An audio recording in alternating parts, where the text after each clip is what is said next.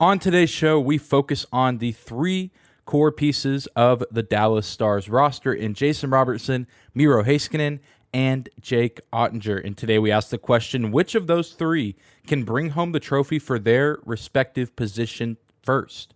We talk about Robertson's odds to win the Hart, Heiskanen's odds to win the Norris, and Jake Ottinger's odds to win the Vezina on today's Locked On Stars. Your Locked On Stars, your daily podcast on the Dallas Stars.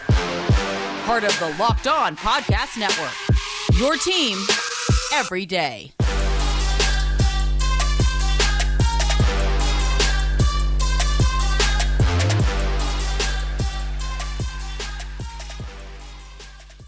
Howdy, Stars fans. Welcome back to the Locked On Stars podcast, the only daily podcast in season covering the Dallas Stars. Part of the Locked On Podcast Network, your team every day. I'm your host, Dane Lewis, your local expert on all things Dallas Stars hockey, credentialed member of the Dallas Stars media, coming to you on this Friday, August 12th.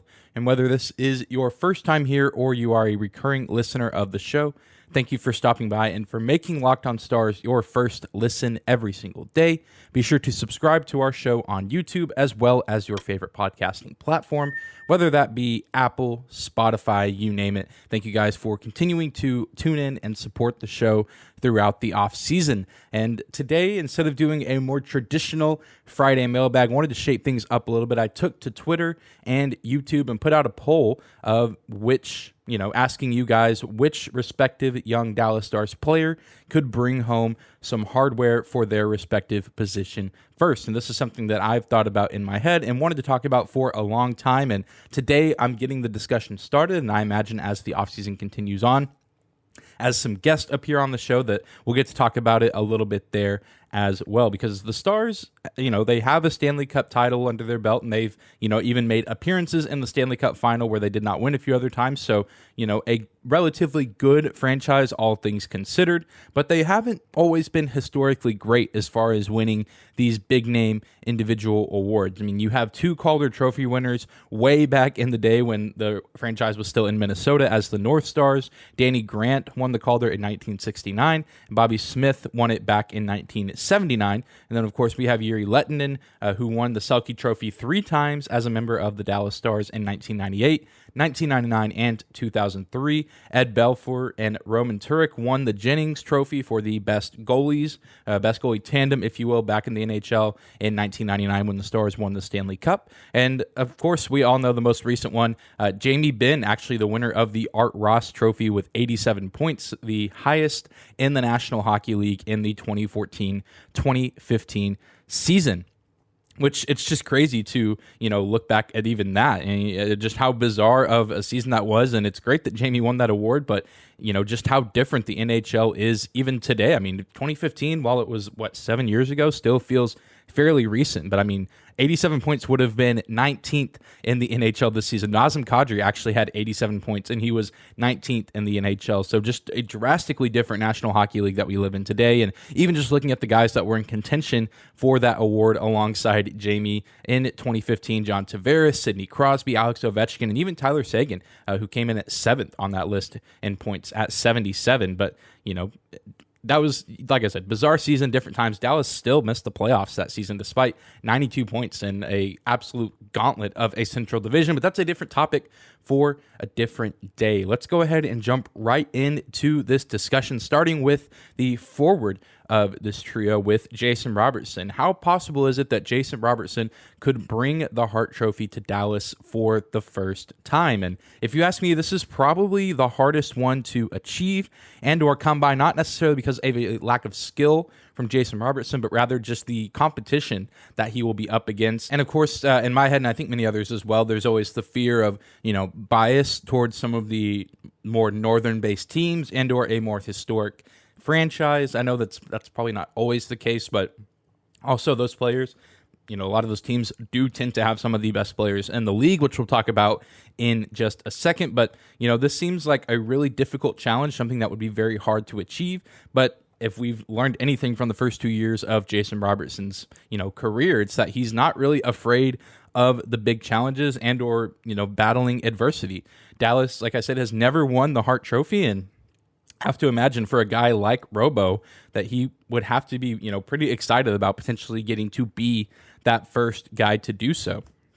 And you look at him this past season, he had 79 points, a really solid season, even though he did miss some games. He played 74 games, so, you look at the final totals and maybe have to take into account that he probably could have had more points, more goals, more assists, had he been able to play all 82 games, or even more than the 74 that he did get to play. He was placed at 36th in the NHL in points, tied with Minnesota's Matt Zuccarello, and also, just keep in mind, I am saying specifically the Hart Trophy. The Art Ross Trophy would still be cool, but the Dallas Stars have won that one before, and the Hart Trophy is more ultimately the quote-unquote MVP of the National Hockey League. So, you look at Austin Matthews, who won the Hart Trophy in 2022 with 106 points, tied at 6th in the league. He wasn't even top 5 in points, yet he was able to bring the Hart Trophy back to Toronto. Connor McDavid, of course, as we know, won the Art Ross with 123. And then you even look back at the year that Jamie Benn won the Art Ross with 87 points. Carey Price was actually the winner of the Hart Award in 2015. So it doesn't necessarily have to be Jason Robertson leading the NHL in points, although that would maybe be helpful in his case, depending on how he does it and how the Stars do as a whole. If Jason Robertson were to actually win the Hart Trophy, he has to do what guys like McDavid and Matthews do, which is absolutely take over his respective team and take them to extremely high heights. You look at Austin Matthews this past season, led the NHL in goals at 60 and got his team a second seed in his division, losing out to the President Trophy winning Florida Panthers, but still second seed, not bad, giving his team home ice advantage in round 1. We all know that the Toronto Maple Leafs ended up getting eliminated in that round 1. Surprise, surprise. But they did have home ice advantage, and that was due in large part to the historic season that Austin Matthews had. And Robertson has shown throughout the early stages of his career that he can be an elite scorer. We saw him score 41 goals, again, in a cut down number of games, although 74 is still quite a bit of games to be played. But who knows what the numbers could be if he has a full season. And now he's, moved on from this Rick bonus system, and this will be his first season with a new head coach in Pete DeBoer, which, as we've talked about on this show, hopefully will set him up for success here this season, as hopefully he can unlock the offense just maybe a little bit more than what Rick Bowness could do. If Robertson can score 41 in a Rick Bowness offensive system, just think of what he could potentially do in a system like DeBoer's, where we've talked about in the past. We talked about the numbers with New Jersey, Vegas, and San Jose, especially with their elite forwards. So it's really going to be challenging. It's going to be insanely difficult. If someone on this roster right now for the Dallas Stars was going to bring a Hart Trophy to Texas for the first time, I think the candidate would have to be Jason Robertson. Roope Hintz would probably be second on that list, but I don't know. It's just one of those things that I think Jason Robertson is certainly going to be more of the face of the franchise, quote unquote, from here on out. If you want to compare it to Edmonton with, McDavid being the leader of that team and then Draisaitl still an elite player, but kind of playing second fiddle, I can see that sort of working out as Robertson and then Roope Hintz kind of right behind him as that second man right by his side. But again, the thing that's going to make this the most difficult is the competition that Jason Robertson will be facing in contention for this award, just with the forwards alone. But I know Igor Shesterkin was up for the Hart Trophy this past season, so you have to throw in goalies. But even just looking at the elite forwards in the NHL, going to be incredibly difficult for Jason Robertson to put up better seasons or equally as good seasons as some of these guys, whether it's Austin Matthews, Connor McDavid, Jonathan Huberdeau, I think now has a really unique chance to potentially throw his name in the ring for this award, now kind of being the guy in Calgary, Johnny Gaudreau being the guy in Columbus, and then of course a guy like Kirill Kaprizov, who I feel like he and Robertson will just be in contention with one another throughout their entire careers, as that's how their careers started, as they were 2 finalists for the Calder Trophy in 2021.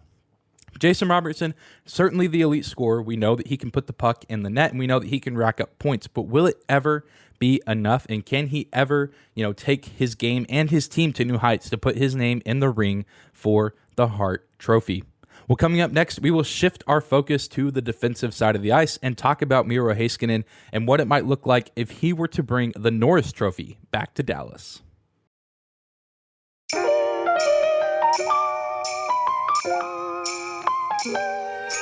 Today's episode of Locked On Stars is brought to you by our friends at BetOnline. BetOnline.net is the fastest and easiest way to check in on all of your betting sports needs. Find all your favorite sports and events at the #1 online source for odds, lines, and games. Find reviews and news of every league, including Major League Baseball, NFL, NBA, NHL, combat sports, esports, and even golf. BetOnline continues to be the top online resource for all your sports wagering information, from live in-game betting, scores, and podcasts. Head to BetOnline today or use your mobile device to learn more about the trends and action happening around the sports world. BetOnline.net is where the game starts.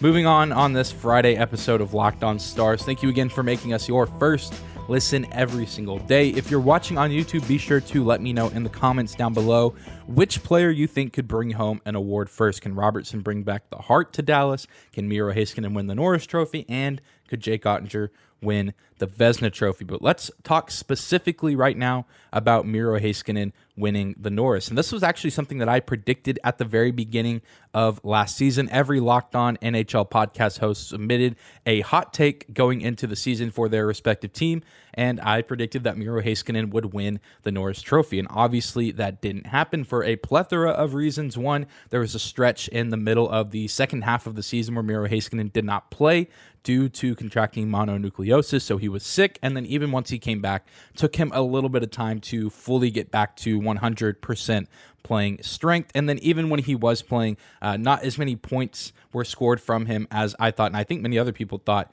as well, which feels disappointing, but ultimately I still think Miro Heiskanen had a good season, all things considered, just maybe not the point, goal, assist totals that we wanted to see from him, but he still has plenty of time to rack up those huge numbers, because when Miro Heiskanen is at his best, I mean, you can't really help but feel like you're watching a guy that's destined to be the best defenseman in Dallas Stars franchise history. And, we know that Miro is there all defensively. I mean, we've talked about this before. Really not a whole lot to improve on defense. He can skate with the best of them. He can use his stick. He's really good at, playing down low near the crease and making it difficult for people to score goals. We just need to see him make that jump on offense, because at the end of the day, it's a defenseman award, but it's about an all-around game. NHL.com describes the Norris Trophy as an annual award given to the defenseman who demonstrates throughout the season the greatest all-around ability at the position.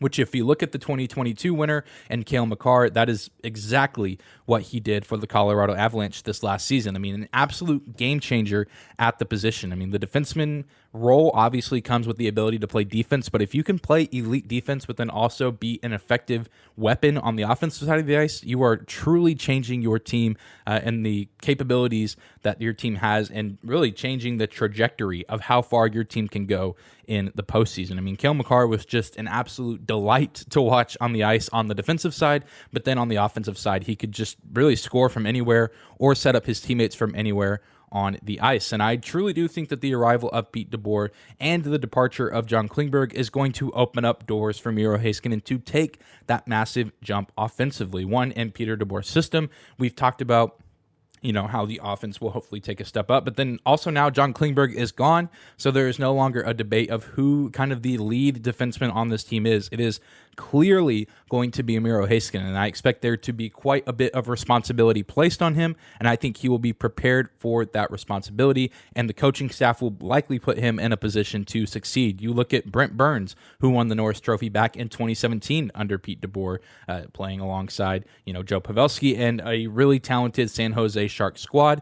No reason to think that Miro Heiskanen cannot take that jump this season and put up those elite offensive numbers. This was the favorite on many of the polls I put up. I believe I put up a poll on my personal Twitter account and the Locked On Stars Twitter account, as well as the YouTube community page. And I believe 2 out of those 3 polls had Miro Heiskanen winning the Norris Trophy first. And this is certainly a pretty appetizing bet. One, because we know what Miro Heiskanen is capable of. And really, again, the most difficult and challenging part of this will be the competition that he has to go up against, because we know several of the premier defensemen in the league can also, we already know what they're capable of offensively. Guys that have already won the award, like Cale Makar, Roman Josi, Adam Fox. I feel like Adam Fox is still a really elite defenseman that kind of just got put on the back burner this past season because of how good Makar was, and even Josi, who I think led the league in defenseman points. But it's not even just those three. You have Victor Hedman, you have Quinn Hughes, who I think is an incredibly underrated D-man out of Vancouver, and then even the Calder Trophy winner in 2022 in Moritz Seider. I think he's going to be on the upward trajectory over the next several seasons. I think he's going to be very good in his career. So plenty of guys that could be qualified and finalists for this award in years to come, but I think Miro Heiskanen can play with any of these guys and likely outperform some of these guys again when he's fully healthy and when he's at his best. So I'm really excited to see this next season from Miro Heiskanen. I think he's going to kind of have a little bit of a chip on his shoulder and be out to prove that he still is that elite defenseman that we know that he can be, just because of kind of how last season went. A lot of things that he couldn't control, especially with the mononucleosis. I think that he's going to come out and have an absolutely fantastic 2022-2023 season. Well, we're going to take another quick break, but when we come back, we will talk about Jake Oettinger and what it might look like if he were to win the Vezina Trophy.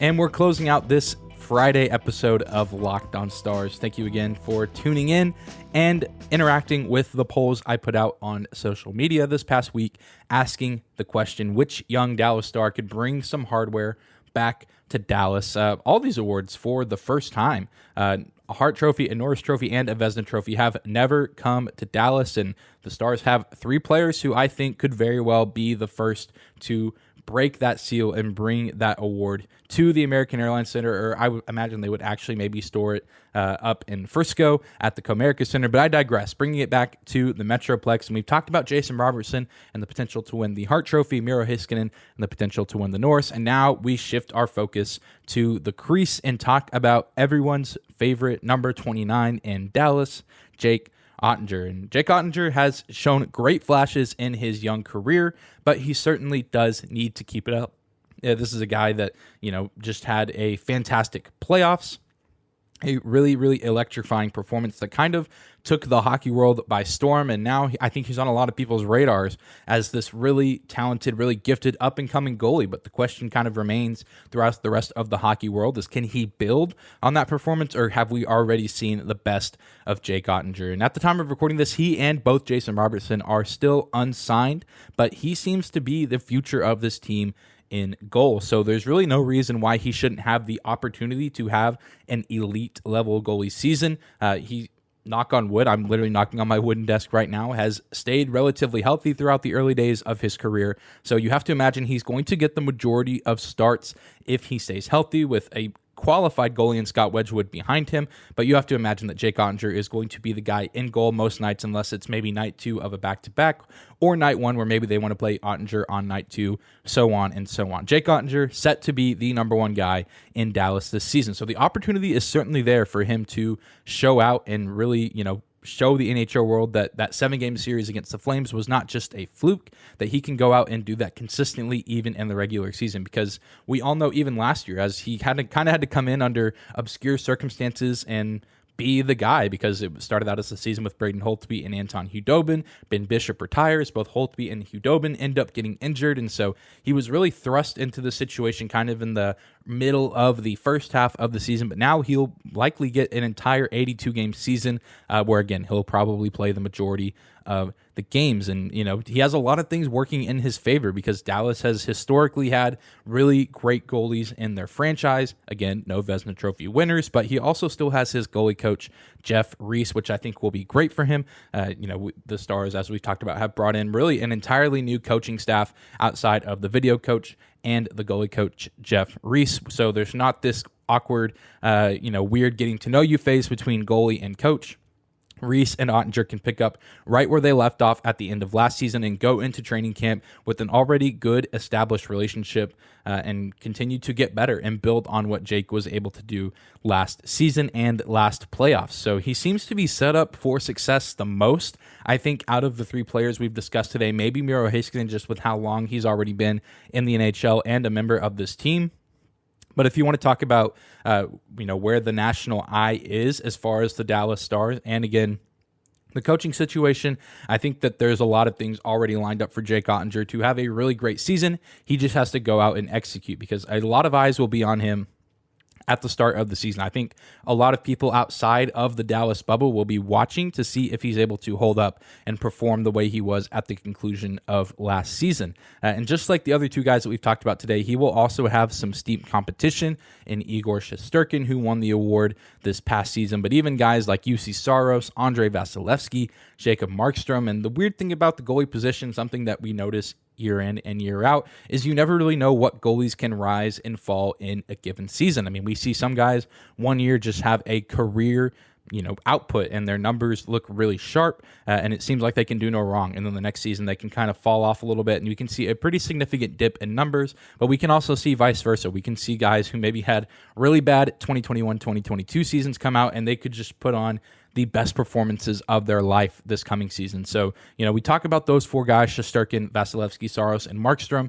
You never really know what other guy's going to emerge as a potentially elite goalie, or you never know which of those guys could take a big dip this season. And all of that includes Ottinger. We don't really know what to expect from him as far as numbers, but we do know that the table is set. He just has to come out and put in the work and really come out and perform as we know that he can, which I think he's willing to put in the work. I think we've seen that. We've seen him have bad games and make mistakes and even admit that to the media, and then he'll come out the next game and put out a lights out performance. So we know that he's willing to put in the work. We know that the skill is there. It's just a matter of, can he go out and be the backbone of this team in the crease? But that's going to do it for today's episode of Locked On Stars. Thank you again for tuning in and making us your first listen of the day. Be sure to subscribe to our show on YouTube. And if you're watching on YouTube, again, let me know in the comments down below which player you think has the best chance to bring a piece of hardware back to Dallas for really the first time since 2015 when Jamie Benn won the Art Ross Trophy. You can find and follow me on Twitter at Dane_Lewis and our show just simple at Locked On Stars. But thank you guys for tuning in today and for making this another great week of Locked On Stars podcast content. And we will see you back here on Monday. Have a great weekend.